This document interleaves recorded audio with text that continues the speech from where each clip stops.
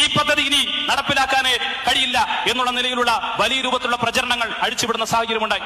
അതിനെ മറവെച്ചുകൊണ്ട് പല വിധത്തിൽ ഈ പദ്ധതി അട്ടിമറിക്കാൻ ഞാൻ നേരത്തെ സൂചിപ്പിച്ചതുപോലെ നിക്ഷിപ്ത താല്പര്യം മാത്രം കൈമുതലാക്കിയ ആളുകൾ വലിയ രൂപത്തിലുള്ള തെറ്റായ ഇടപെടലുകൾ നമുക്കിടയിൽ നടത്തുന്ന സാഹചര്യവും ഉണ്ടായി എന്നുള്ളത് വസ്തുതയാണ്.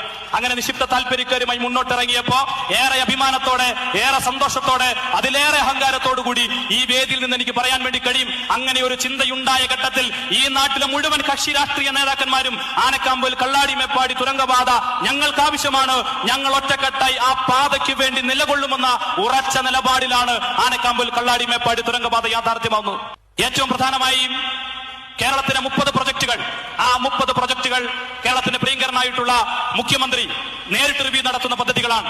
ആ പദ്ധതിയിൽ ഉൾപ്പെടുത്തി ആനക്കാമ്പൽ, കള്ളാടി, മേപ്പാടി തുരങ്കപാതയുടെ റിവ്യൂ കൃത്യമായി നടത്തി അദ്ദേഹത്തിന് പോകാൻ വേണ്ടി കഴിഞ്ഞു എന്നത് ഏറ്റവും പ്രധാനപ്പെട്ടതാണ്. അതുകൊണ്ട് തന്നെ ഏറ്റവും പ്രിയമുള്ളവരെ, നമ്മളെ സംബന്ധിച്ചിടത്തോളം ഈ ആഹ്ലാദകരമായ നിമിഷത്തിൽ, ഏറ്റവും പ്രതികൂലമായ കാലാവസ്ഥ ഉണ്ടാവുന്ന ഈ നിമിഷത്തിൽ ആയിരക്കണക്കിന്, പതിനായിരക്കണക്കിന് ആളുകളുടെ സാന്നിധ്യത്തിൽ ഏത് പ്രതിബന്ധങ്ങളെയും തടസ്സങ്ങളെയും മാറ്റി നിർത്തിക്കൊണ്ട് കേരളത്തിന് ആവശ്യമായ വികസന പ്രവർത്തനങ്ങൾ നടപ്പിലാക്കാൻ ഈ ഗവൺമെന്റ് പ്രതിജ്ഞാബദ്ധമാണ് എന്ന നിശ്ചിതാർത്ഥത്തോടു കൂടിയാണോ കേരളത്തിന്റെ പ്രിയങ്കരനായ മുഖ്യമന്ത്രിയുടെ നേതൃത്വത്തിലുള്ള ഗവൺമെന്റ് ഈ പദ്ധതി ഇന്ന് ഉദ്ഘാടനം ചെയ്യുന്നത്.